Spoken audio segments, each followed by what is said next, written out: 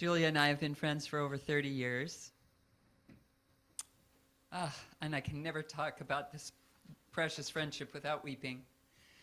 I don't know. I know. You don't meet many people who completely change your life in deep ways, and this one. We have changed each other's lives in very deep ways, and I'm just so grateful we're both alive this morning to celebrate with you, and I'm tickled to share her with you.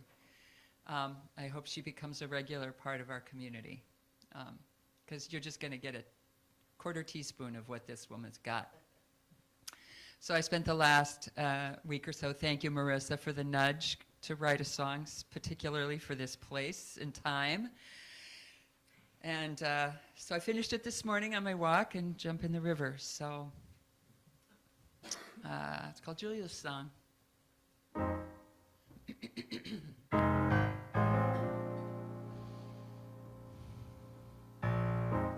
What if you could see me, hear my story, try to imagine my reality, take a closer look at a life in poverty, maybe it would open a door to our shared humanity, maybe.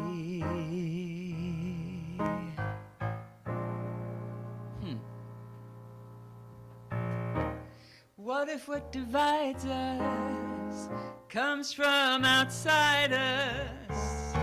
A bunch of lies and stories meant to blind us.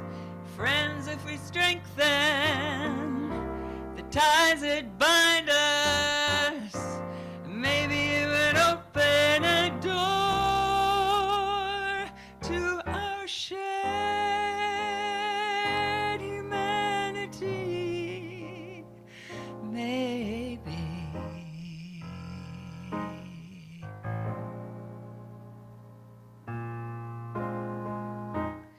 What if we remembered that we are family, shifted from our judgments to curiosity, knew that every person deserved their dignity, maybe it would open a door to our shared humanity, maybe.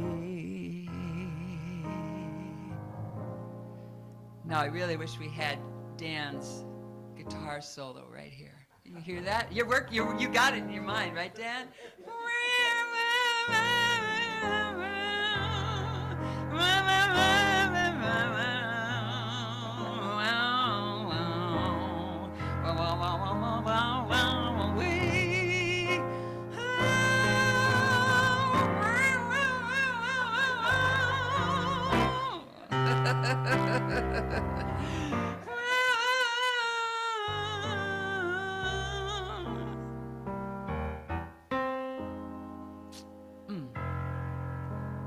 Give Dan a round of applause.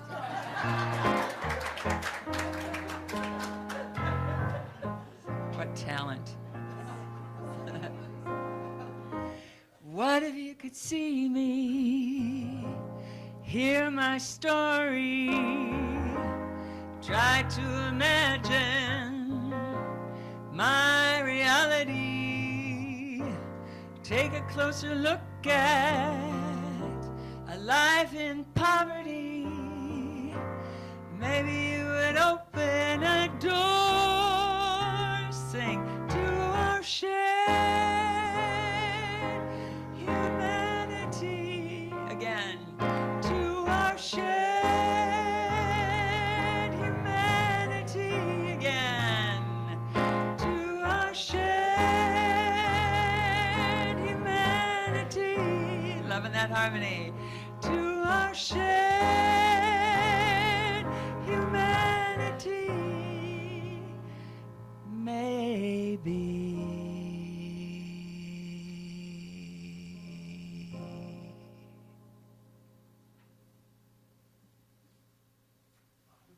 Julia, it was such a delight to watch you responding to Dear Barbara. We are, it's such, and we're so blessed by your music. Marissa, by your music. Dan, on all of your voices that join in. Um, and you've given us confidence. We can even sing in falsetto. Isn't that cool? It's awesome. And Julia, now, now we look forward to your message. And just maybe, as Barbara says, we'll change. Thank you for being here. I can see why Barbara called y'all yummy heads.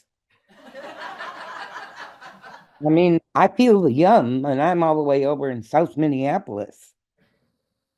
But I love you places and people.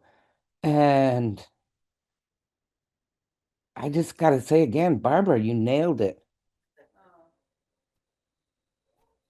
Ooh.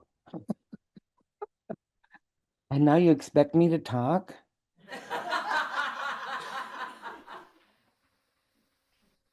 My name is Julia Dinsmore. Hello, everybody. I'm a mother, I'm a grandmother, and I also do other important work in the world. I guess the biggest thing I done is telling my stories because we're not often heard from people from the underbelly of America. And we don't need any more interpreters or any more people to speak for us. Can I get a finger snap? I just love that I heard from Cindy, who's on our Zoom call today, that her daughter brought my book home some while ago, and she read it and really enjoyed it. And her daughter is a social worker in the St. Paul school system right now. God bless her. And I was at the Grants Pass UU community right before the Supreme Court decision about whether or not it's illegal to sleep outside because you don't have anywhere else to sleep. And that was very interesting. My other UU connection is, have you heard of this Victoria Safford? Yeah, yeah. I heard she's like a world famous sermonist. Anyways, she did a real nice sermon on my poem many years ago. So I've been hanging a little bit around UUs, and I want you to know that I grew up illiterate and taught myself how to write somewhat while I was writing this book that I'm going to read to you from today. And, uh, but I got a little detoured when you were introducing me earlier, and you said that I work with low income people. And what I want to tell you is that almost all my people have died because, we die earlier, our life expectancy. So my sacred, beloved community and circle, chosen family and chosen beloveds are gone. The last 10, 15 years, I've been trying to work with people who are experiencing advantage. I don't say privilege anymore. I say advantage, and there's a reason why, but we could talk about that maybe on my next visit because I would love to come back. But when there's what I've been working a lot with white advantage, people experiencing white advantage. Because, if those of us down here in the down under, if we could have ended poverty, we would have done so long ago, if we could have done it by ourselves. So I decided, well, let's try to work with people who might have a little more elbow room in their lives to transform our world into a fair place for everyone. And I noticed that people experiencing advantage seem like they're addicted. Seems like there's a lot of addiction to comfort. The comfort to which people have become accustomed. Can I get a finger snap? Well, I want to share this first poem that's not in my book, but it's going to be in my next book. So this is my first poem I'll be sharing with you today. It's called American Kool-Aid. America's Kool-Aid was spiked long ago, like back when the founding fathers wanted to bestow life and liberty to white land-owning men only. Back when the spiritual dissonance of slave-owning religion and killing the Indian to save the man branded Black folks 5/5, 3/5 human and indigenous people savage.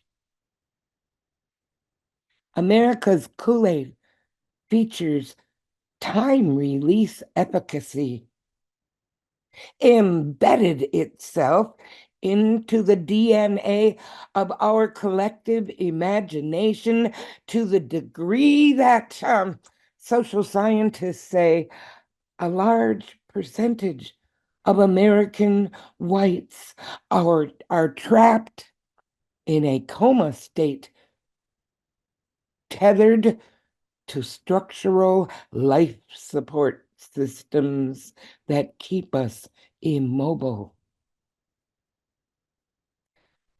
Some hell of a Kool-Aid, brewed in the hearth of lies. I prefer truth to any kind of drug that numbs a conscience or stilts the maturation of a soul. Can I get a finger snap?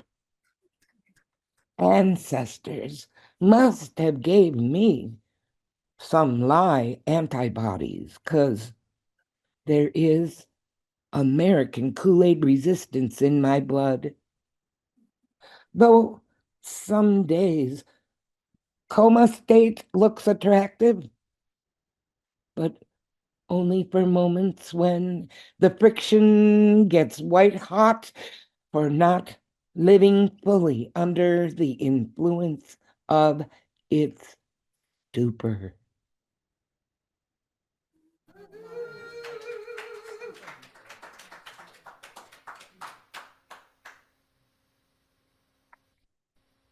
You know, poetry, I'm going to make a confession. I started writing poetry because I didn't know how to do any type of, what do you call that, where you write commas and punctuation and spelling. But I thought in poetry because my people, the Irish, have a language, a legacy of singing and long narrative poetry that told our history. And I often wonder if my own illiteracy isn't tied to the fact that, when the colonizers came to my homeland and forced English down our throats and forbade our native tongue from being spoken. But then they even made it illegal to learn how to read and write in English, too. I wonder how much of that had to do with my own illiteracy, but many of us who come from generational American poverty are oral culture communicators, learners and speakers. And I have a lot more to say about that too. It's fascinating, actually, when you want to get into it. But I wrote or I uttered this poem, My Name Is Not Those People, that ended up blowing up and traveling all around the whole world. And I'm going to share that with you next. It struck a nerve with people all over the planet, mostly indigenous peoples. And I said, oh my gosh, I must be telling a universal story in this poem. The poem eventually became a book. I think because I got invited to go around to all these fancy, I call them temples of head universities. Um, and I would bring my guitar and my songs and my stories about the experience of living in material poverty and not just the hardship of it though, but there's so much brilliance and beauty and spiritual wealth as well. And they would always, this people would always say, when are you going to write a book? And I was too ashamed to tell them that I was illiterate. It feels icky. Shame feels icky. Doesn't it feel icky, you guys? So I learned how to bypass that shame when they would, when are you going to write a book? And I would just say, oh, I'm working on that. In my head, yes, I'm writing a book. I just started agreeing because I didn't want that shame to come up and derail, our conversation. And I think I literally spoke my book into existence because I didn't find a publisher found me, the good old Lutherans in Minnesota. And then I had to literally teach myself how to write while I wrote it, and I almost lost the book contract. But they put a tagline onto the title of my book. It says, "My name is Child of God, not those people." A first person look at poverty, but I want them to change it to a first person look at generational American poverty. Because see, there's lots of different kinds of poverty. And I can break that down too in the next time you invite me back. Ah, because America doesn't know much, hasn't bothered to learn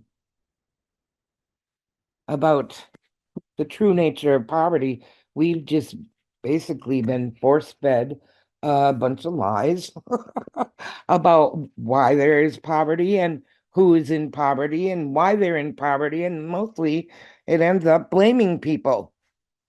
So here is a poem that I wrote called My Name Is Not Those People. Now, I will do the short version. One time in my Hecua classes, we had to take a potty break halfway through because, well, I teach while I share it, but we'll just go through poem today. And I did write this because somebody said, those people don't need housing. We were asking a church that we'd been working with for 18 months.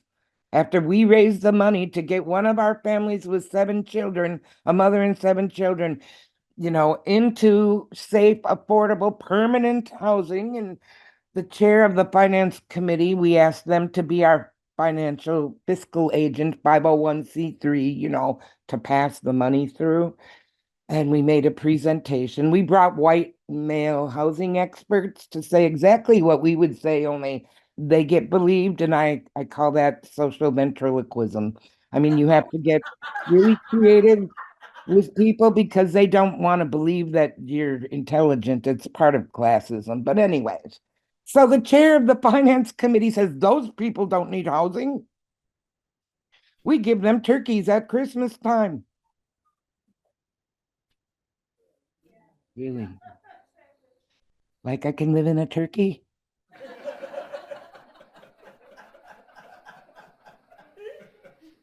And it pissed me off even further because that's the only time Christian America ever think about us on Christmas and Thanksgiving, and we'd get a turkey. But hello, what about all the other days of the year?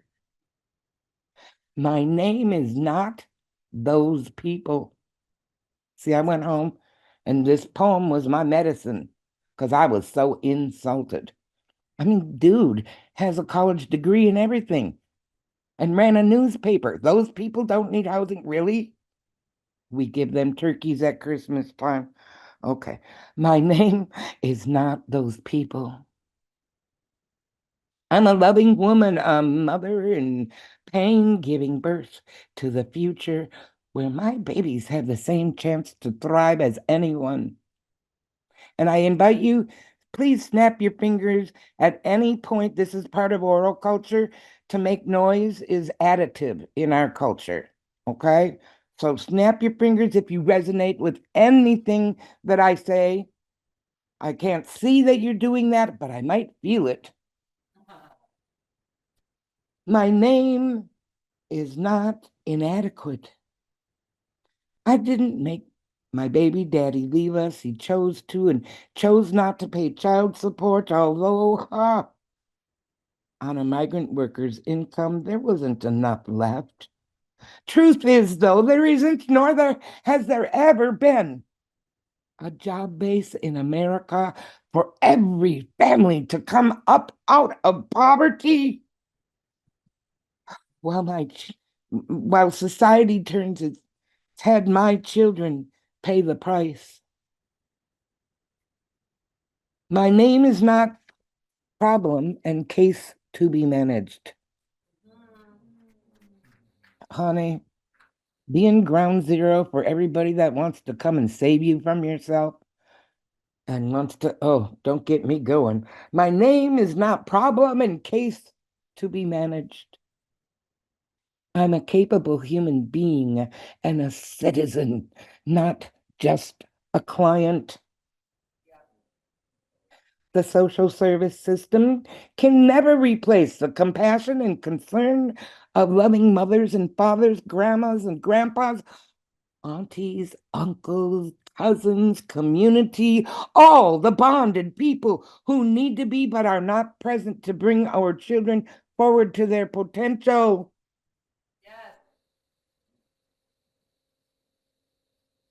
My name is not lazy, dependent welfare mother. If the unwaged work, wait, I'm going to say that again. If the unwaged work of parenting, homemaking, caregiving, and community building was factored into the gross domestic product, my work would have untold value, and so would yours. Why is it that my middle class neighbor who lives across the street from me, whose husband supports her to stay home and raise their children, why is it she gets glorified and she don't get called lazy and dependent? My name is not ignorant, dumb, or uneducated. I got my PhD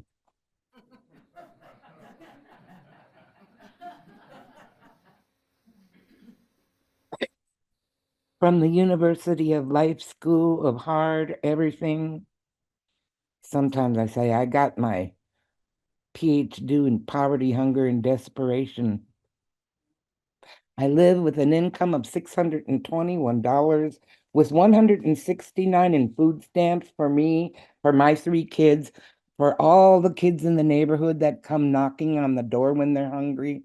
See, the world won't tell you this, but we've been the safety net all along. Can I get a finger snap? The world tells lies about us. We help at great risk to our own well-being. Our sacred underground economy of sharing and caring and hospitality is what has kept people alive in mutual assistance forever and ever and ever. Get back to the poem, Julia. Uh-oh, my Irish is rising up, you guys. Oh, you guys, my sons brought friends home, and some of them never left for 3 years. And no, I never got foster care payments. And yes, I went and got food from every food shelf in town, and people talked about me like a dog. She's sucking on the public tit. She's dependent on the system. She's oh, I will do what I have to do to feed children. We all will, at least the ones that were in my community. Going to get back to the poem. I live with an income of $621 and 169 in food stamps for me, my three kids, and lots of other people in every neighborhood we ever lived in. Rent is $585. That leaves $36 a month to live on. I am such a genius at surviving that I could balance the state budget in an hour. And remember when Jesse Ventura was the governor of Minnesota? Somebody tried to nominate me to the state budget committee, and they should have, because everybody knows a welfare mother can stretch a dollar into the next century. They didn't put me on the budget committee. I'm still not aware that any welfare mothers have ever made it to the budget committee yet, but well, maybe in my lifetime. Anyways, I could balance the state budget in an hour. Never mind that there's a lack of living. Never mind that there's a lack of living wage jobs underpinning all of this. Never mind that it's impossible to be the sole emotional, social, spiritual, and economic support for a family. Never mind that parents are losing our children to gangs, drugs, stealing, prostitution, the poverty industry, social workers, kidnapping, the streets, the predator. Forget about putting more money in our schools. Just keep building more prisons.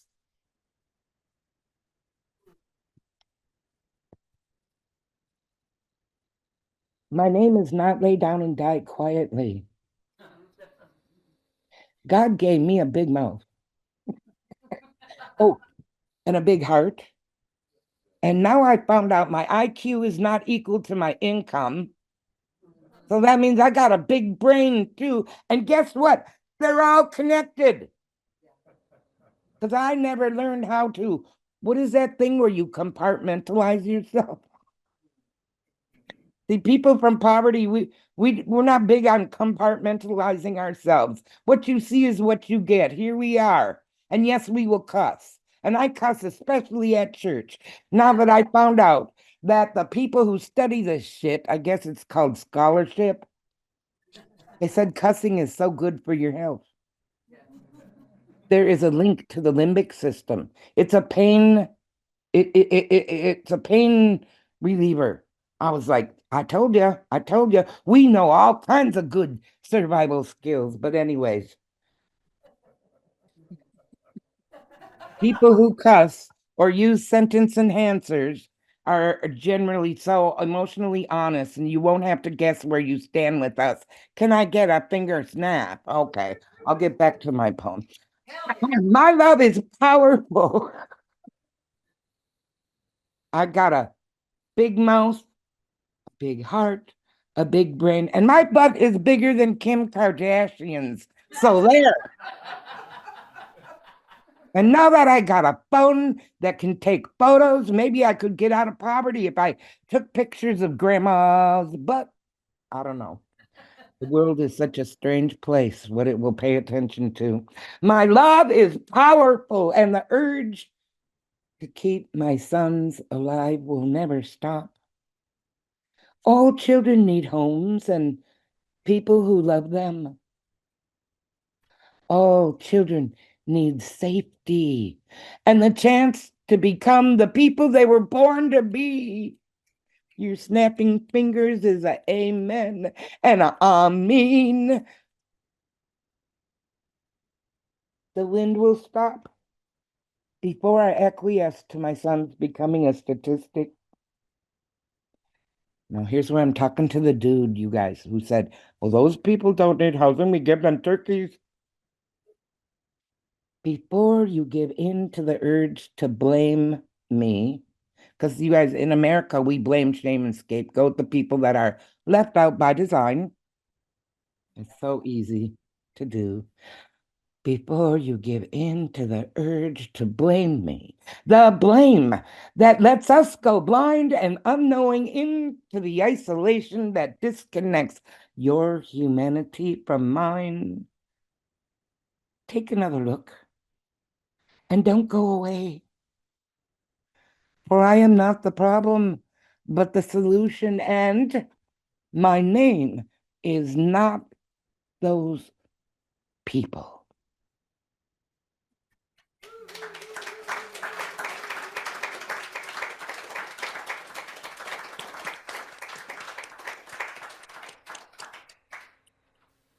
Well, I probably used up all my time because, once I get going, I just love to uplift the human dignity and the sanctity of people that are targeted for destruction on our planet.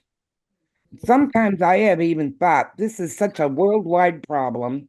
I'm like, maybe we're a threat to the kingdom of darkness.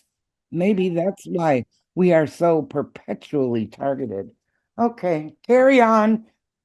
Ah.